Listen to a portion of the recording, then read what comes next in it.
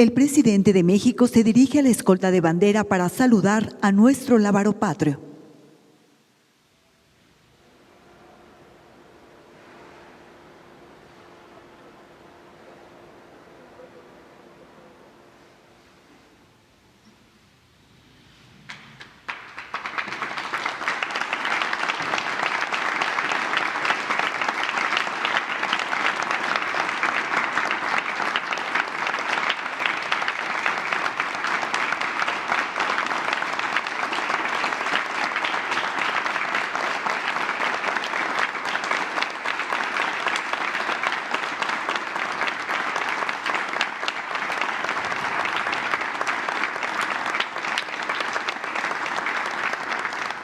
Se rendirán los honores al presidente constitucional de los Estados Unidos mexicanos y comandante supremo de las Fuerzas Armadas.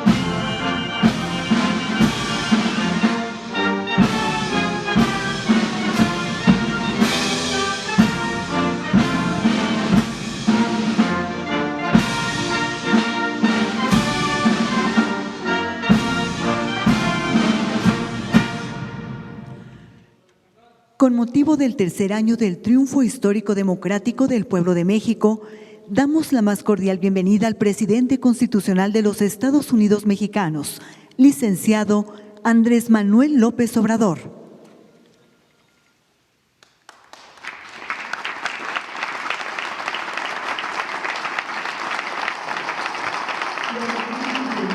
Gabinete legal y ampliado del Gobierno de México, representantes de los medios de comunicación y quienes nos siguen por Internet a través de las redes sociales. Sean todos bienvenidos.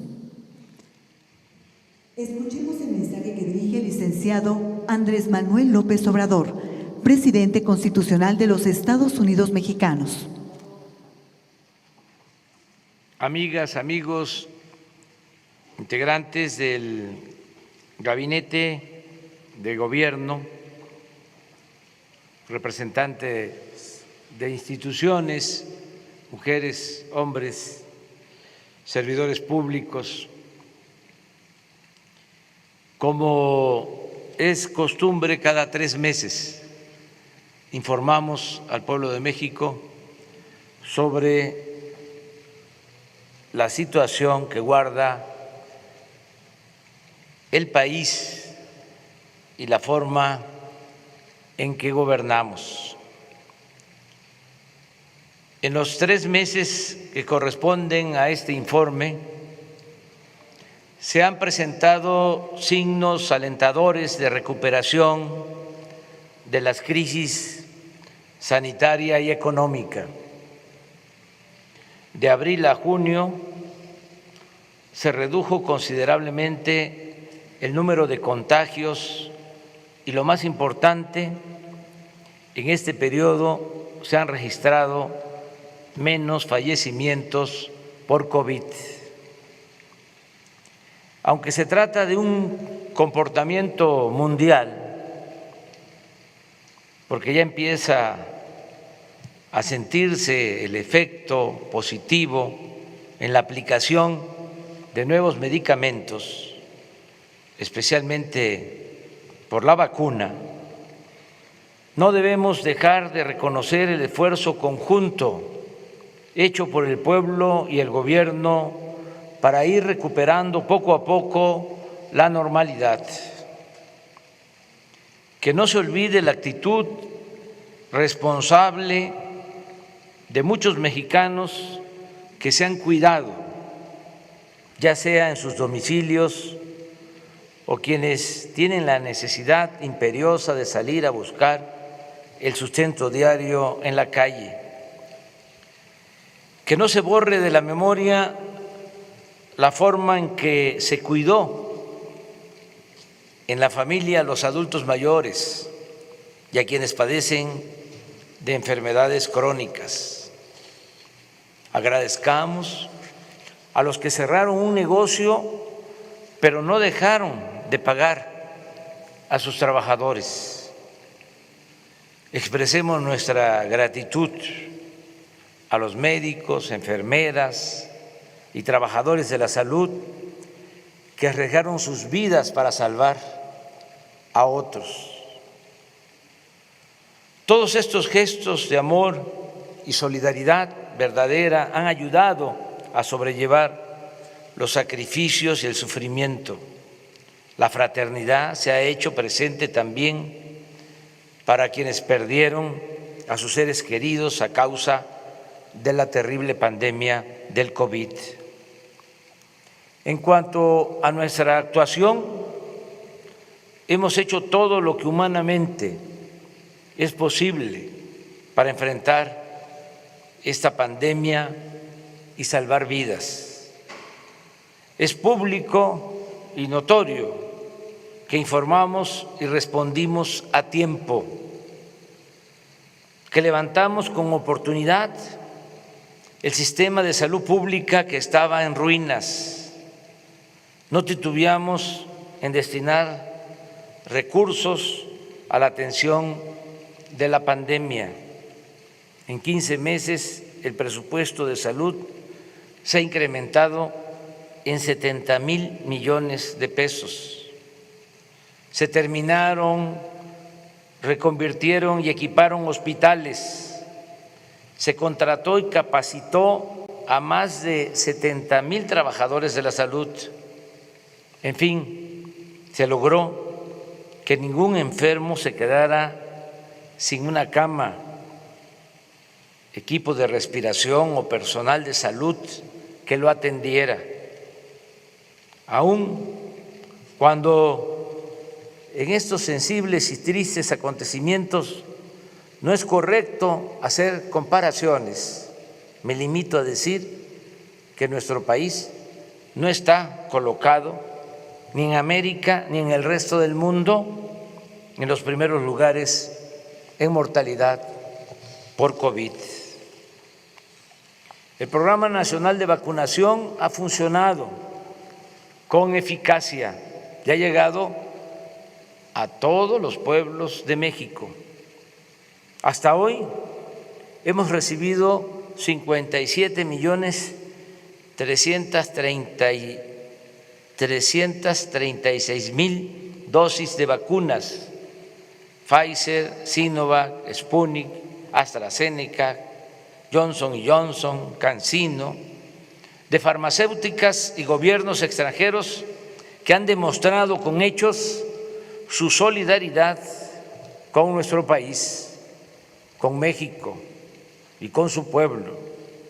Destaco el apoyo de Cuba, de Argentina, de Estados Unidos, de Rusia, de China, de India. Llevamos el 35% de toda la población mayor de 18 años vacunada.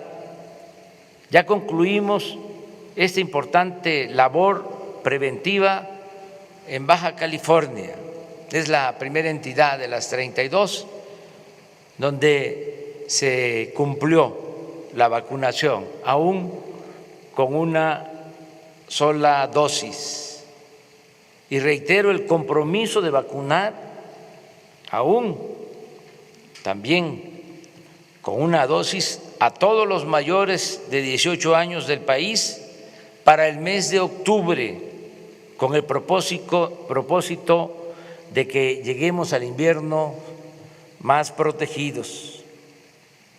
El tener en la actualidad 19 estados con semáforo verde, 8 en amarillo, 5 en naranja y ninguno en rojo es también un buen indicador para la normalización de la actividad productiva, educativa y social del país. En el campo se está produciendo sin limitaciones. El año pasado la producción agropecuaria aumentó 2% y lo ha hecho otro tanto en lo que va de este año. El sector industrial está en franca recuperación y lo mismo el comercio, el turismo, los restaurantes, la aviación y otros servicios. Casi todos los pronósticos para este año coinciden en que la economía crecerá alrededor del 6%. No hemos contratado deuda pública adicional y como no sucedía en 3 décadas, el peso no se ha devaluado durante los primeros 2 años y medio de nuestro gobierno. El salario mínimo ha aumentado en 44% en términos reales, como no se veía en 36 años. No hemos aumentado en términos reales los precios de las gasolinas, el diésel, la luz. El gas ha aumentado un poco por encima de la inflación, pero ya vamos a corregir ese aumento muy pronto. Desde que llegamos al gobierno hasta la fecha, el índice de la Bolsa de Valores ha crecido en 20%. La inflación se mantiene estable. La tasa de interés que fija el Banco de México se ha reducido durante nuestro gobierno en 3.75%. Las reservas del Banco de México a finales de la administración pasada, el 30 de noviembre de 2018, eran de 173.775 millones de dólares. El día de hoy son de 192.886 millones de dólares, casi 20.000 millones de dólares más. Han aumentado el 11%.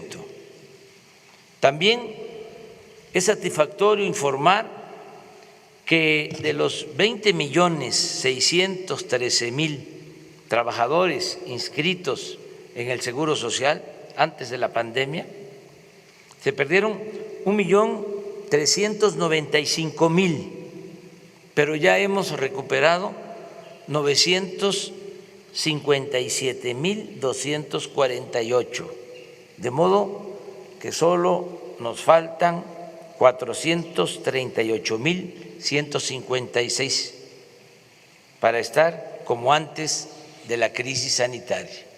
Esto lo vamos a lograr en los próximos 3 meses.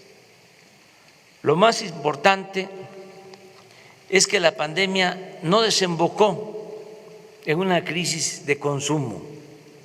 Gracias a las remesas y a los apoyos de los programas de bienestar que llegan y se aplican de abajo hacia arriba, de los más pobres hacia la cúpula de la pirámide poblacional, se ha podido evitar la falta de alimentos y otros bienes de primera necesidad. Hoy precisamente anuncia el Banco de México que las remesas que llegaron al país en mayo alcanzaron la cifra récord de 4.514 millones de dólares. Gracias, gracias, gracias, muchas gracias, paisanas y paisanos.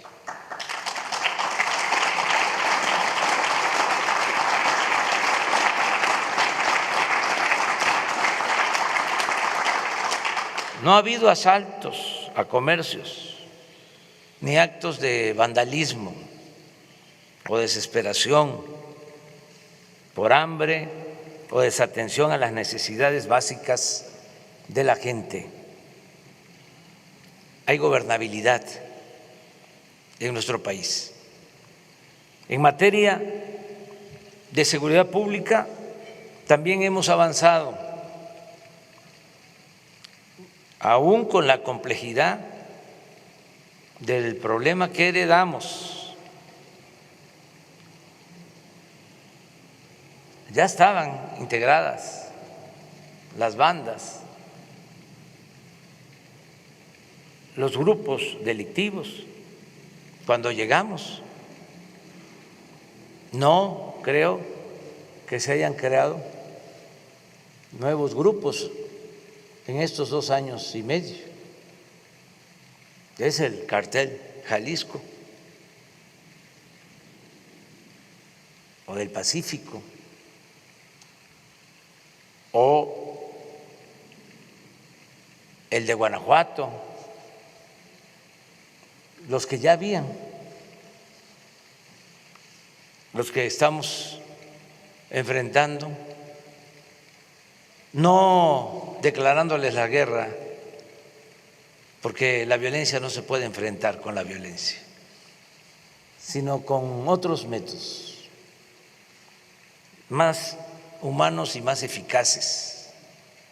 Estamos atendiendo a los jóvenes, estamos atendiendo a los desposeídos, a los pobres, para que no tengan necesidad de tomar el camino de las conductas antisociales, bajo el criterio de que la paz es fruto de la justicia. De todas formas, ha ido bajando la incidencia delictiva. En el tiempo que llevamos en el gobierno, los homicidios han disminuido 2%, el robo de vehículo en 40%, el secuestro en 41%, el robo a casa habitación en 26%, aunque todavía tenemos aumentos del 14% en feminicidio, en 9% en robo de transporte público individual y en 26% en extorsión. Agradezco, como siempre, el apoyo del Gabinete de Seguridad, que todos los días, de lunes a viernes, esto es inédito, nunca en la historia del país un gobierno había destinado tanto tiempo a atender el problema de la inseguridad y de la violencia. Todos los días, de lunes a viernes, de 6 a 7 de la mañana, se reúnen servidores públicos, el secretario de la Defensa, el secretario de Marina, la secretaria de Seguridad Pública, la secretaria de Gobernación, el consejero jurídico. Los lunes se invita a la jefa de gobierno de la Ciudad de México y se reciben los reportes, lo que sucede en todas las regiones del país. Se toman medidas para actuar y conseguir la paz y la tranquilidad.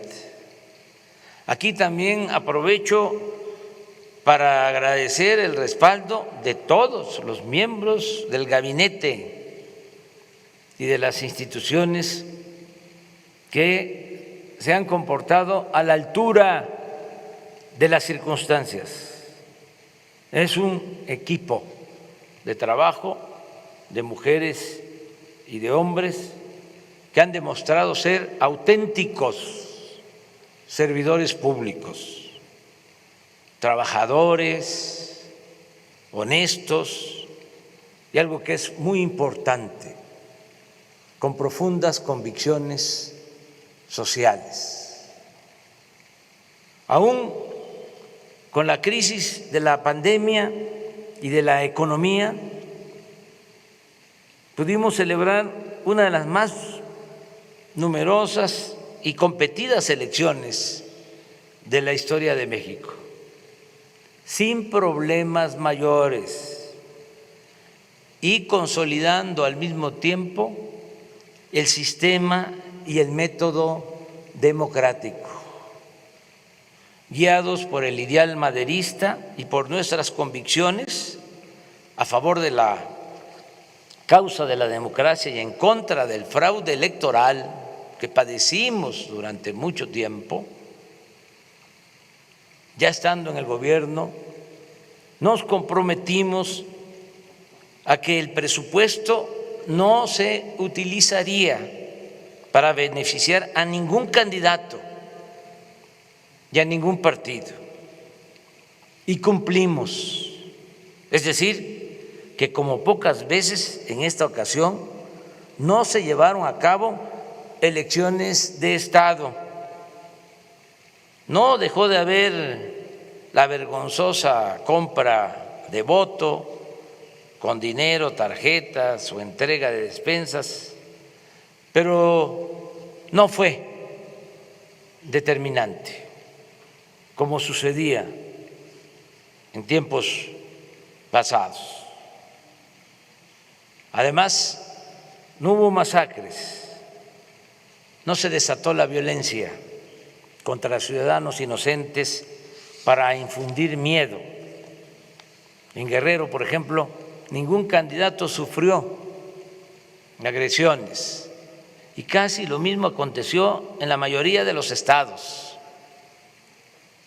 El día 6 de junio se abrieron 162,538 casillas, el 99,98% de lo programado, y solo 32 casillas no fueron instaladas por el ambiente de violencia en algunos lugares de 7 municipios del país.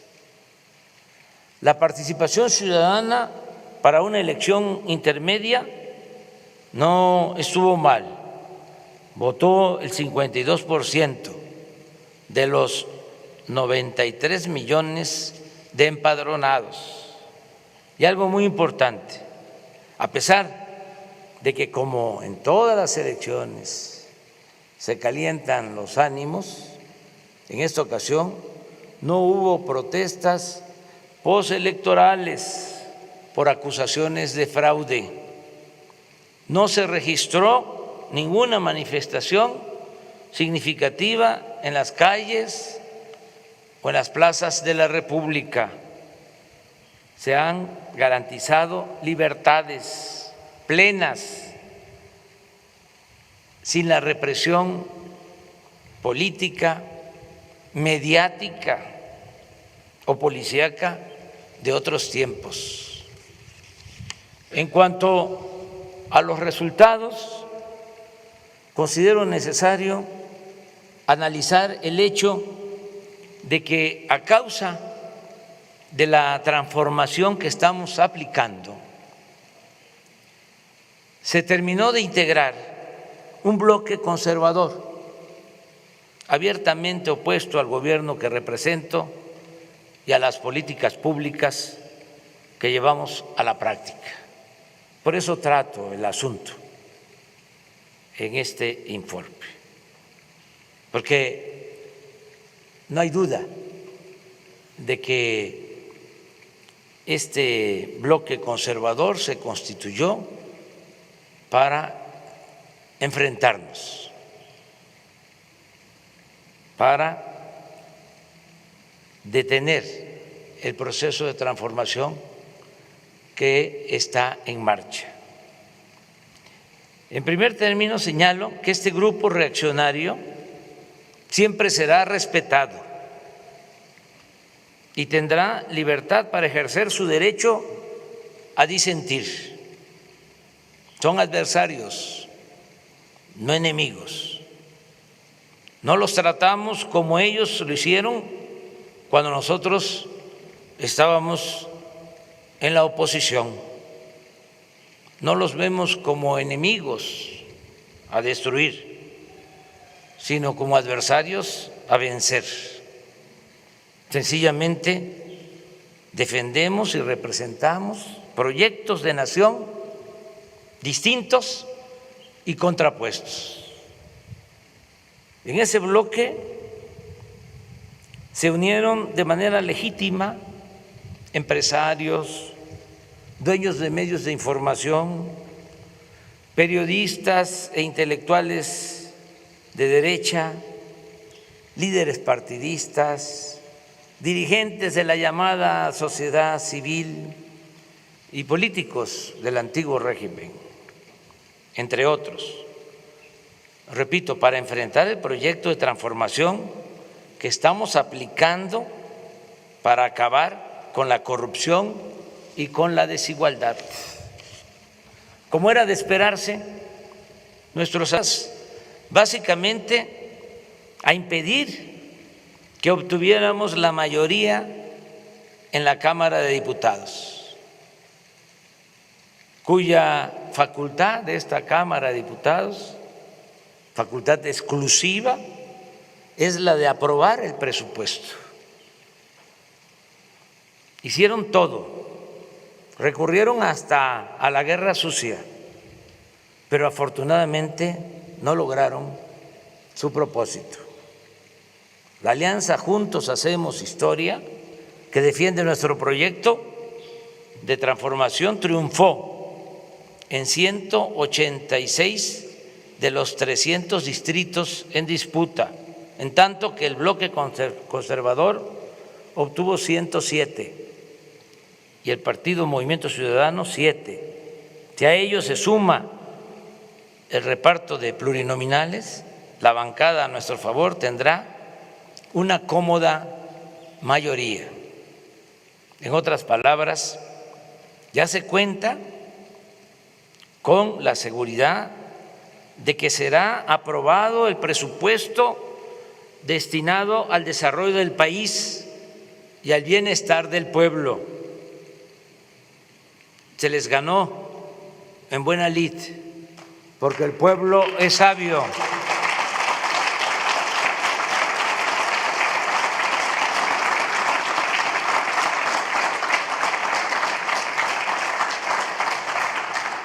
No podrán detener las ayudas destinadas a los pobres,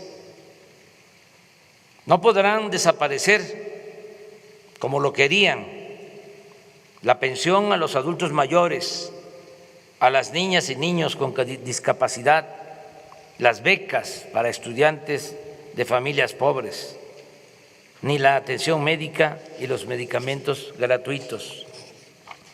Tampoco podrán frenar el programa Sembrando Vida, ni el de jóvenes construyendo el futuro, ni el aeropuerto Felipe Ángeles, ni el Tren Maya, ni el Banco de Bienestar, ni el Internet para todos, ni el proyecto del Istmo de Tehuantepec, ni nada que vaya destinado a los pobres, a los que aborrecen, porque con honrosas excepciones los conservadores son clasistas, racistas e hipócritas. Como bien dijo en una de las pocas veces que trató el tema el presidente Juárez, lo cito textualmente: los ricos y los poderosos ni sienten ni menos procuran remediar las desgracias de los pobres.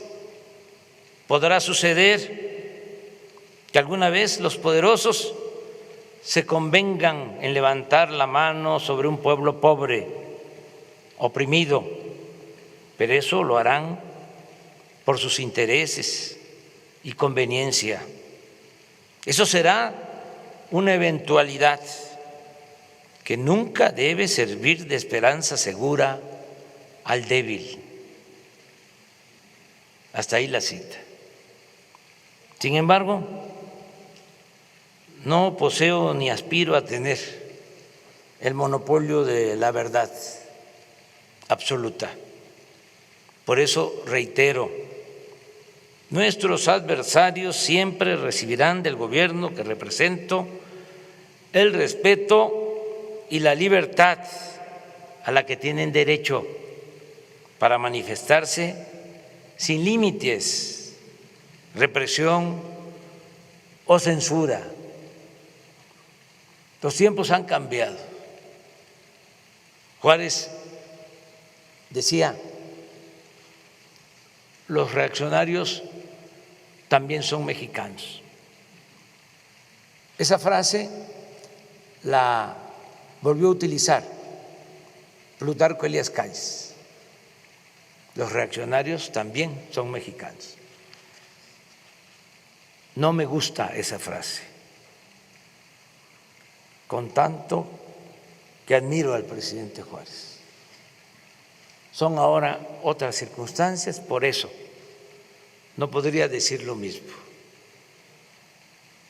Claro que son mexicanos y que tienen todos los derechos a participar, porque nosotros aspiramos a establecer en México una auténtica, una verdadera democracia, no una dictadura, no una tiranía. No queremos excluir a nadie. Este país lo tenemos que ir construyendo a pesar de la diversidad, con el respeto a las libertades y con la participación de todas y de todos los mexicanos. Amigas y amigos, hoy cumplimos 3 años del triunfo histórico de nuestro movimiento y aún recuerdo cuando el 1 de diciembre de 2018, en el camino a la Cámara de Diputados para tomar posesión de la presidencia de la República, se nos acercó al automóvil un joven en bicicleta y me gritó: no nos vayas a fallar. Creo, pasado el tiempo, no haber defraudado la esperanza de ese joven ni de quienes votaron por mí hace 3 años. Posiblemente haya quienes imaginaron que sería de otra forma, lo que han llegado a la conclusión, en ejercicio de su libertad y de su criterio, que no comparten mis ideas y que no les gusta mi estilo de gobierno, mi estilo de gobernar. Pero nadie en honor a la verdad podrá decir que no he cumplido con mi compromiso de desterrar la corrupción y destinar mi imaginación, experiencia y trabajo en beneficio del pueblo y de la nación. Los logros están a la vista. A pesar de la pandemia y del sufrimiento que acarreó, la gente no ha perdido la fe en un mejor porvenir. Existen libertades plenas y poco a poco vamos pacificando al país sin violar derechos humanos y sin reprimir al pueblo. Me alegra que así lo entiendan la mayoría de los mexicanos.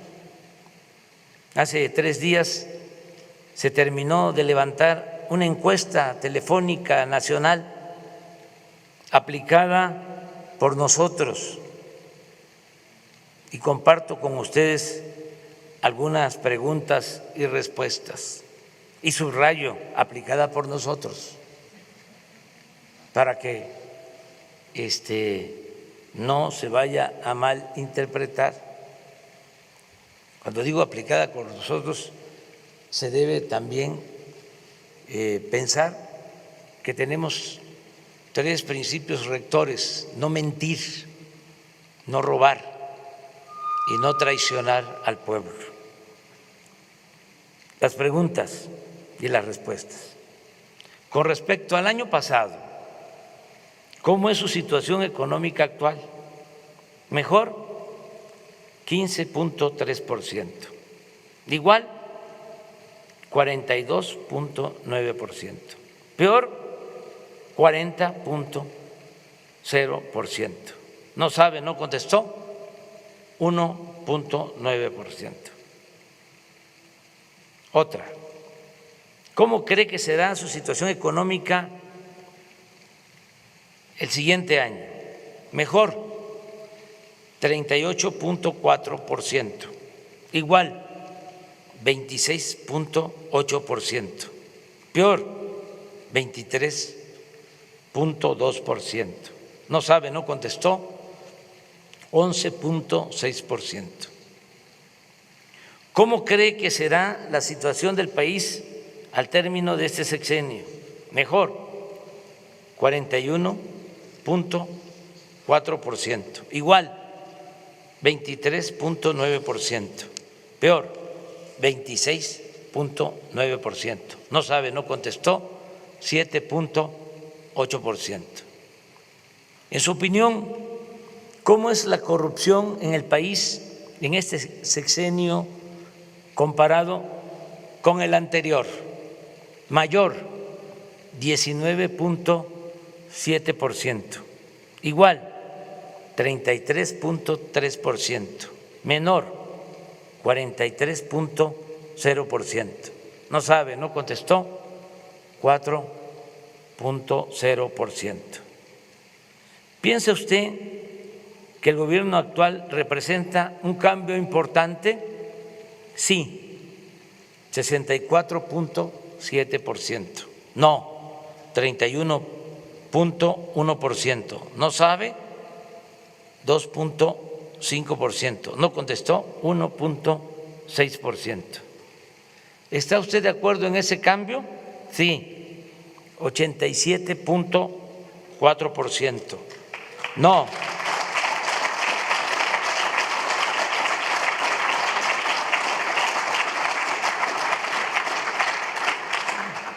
9.6%. No sabe, 1.6%. No contestó, 1.4%. En una escala del 0 al 10, donde 0 significa que lo hace muy mal y 10 muy bien, ¿qué calificación le daría al presidente de la República? 6.7 en promedio. La revocación de mandato propone que si el pueblo no está satisfecho con la forma de gobierno del presidente en turno, se puede votar para que renuncie antes de terminar su sexenio.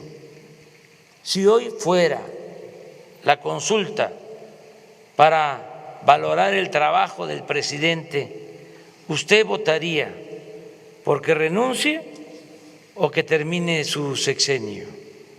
Porque continúe, 72.4%.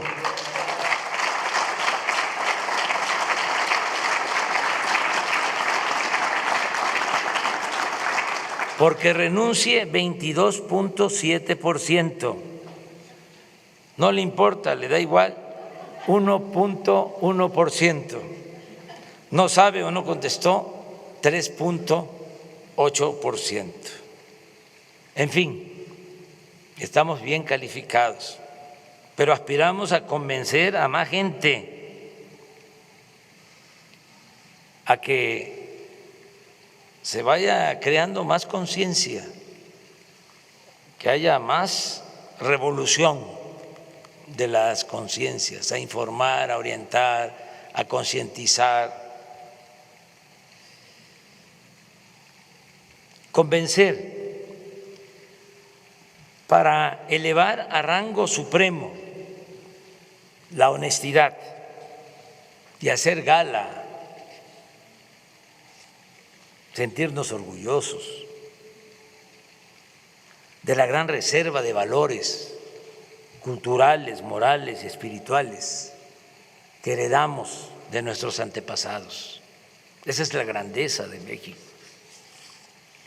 La fraternidad, como se afirma en la Guía Ética para la Transformación de México, es hacer propios los problemas de los demás. La fraternidad es el compromiso activo y afectivo, pero respetuoso en la búsqueda de soluciones a problemas de los demás idealmente debe ser la guía de la acción social de estados, gobiernos, instituciones, sociedades e individuos a fin de superar o aliviar el sufrimiento, la carencia y la indefensión de millones de personas. Es un deber colectivo de las naciones ofrecer a cada uno de sus hijas, a cada una de sus hijas e hijos, una cuna para nacer, un pupitre para aprender, herramientas para trabajar, una cama para dormir, una mesa para comer, un techo para guarecerse, un lugar en el hospital para curarse y una tumba para descansar. ¿Y cuál es la recompensa que obtendremos por dedicar el tiempo, todo el tiempo que sea posible a esta noble tarea? La recompensa será el estar bien con nuestra conciencia y con el prójimo y gozar de la inmensa felicidad que produce el ayudar a vivir a todas y todos en un país más libre, más justo, más seguro, más pacífico y más próspero. Termino, amigas y amigos, mexicanas, mexicanos, enviando este breve mensaje a todas, a todos ustedes, al pueblo de México. Gracias por refrendar su confianza en mi persona. Repito, yo siempre estaré a la altura de ustedes y nunca, jamás los traicionaré. Gracias, gracias, gracias, gracias de todo corazón. Muchas gracias.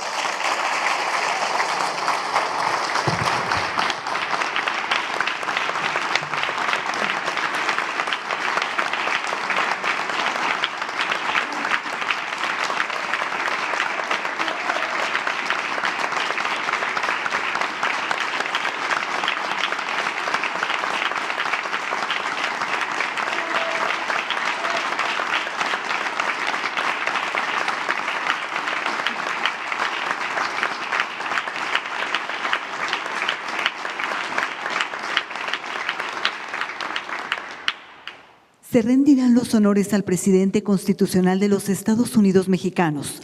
Se les invita a permanecer de pie para entonar nuestro himno nacional.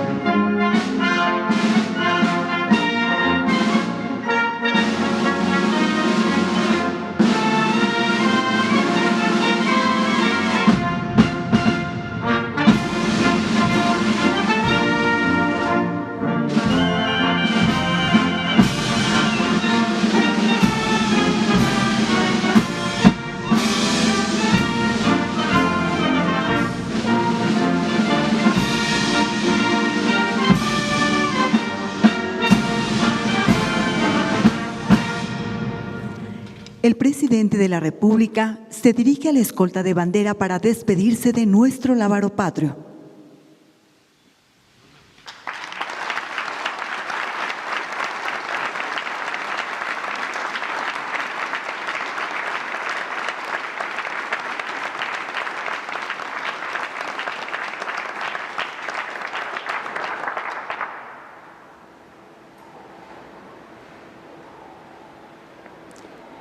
Se agradece la asistencia del presidente de México, de nuestros distinguidos invitados, medios de comunicación y público en general.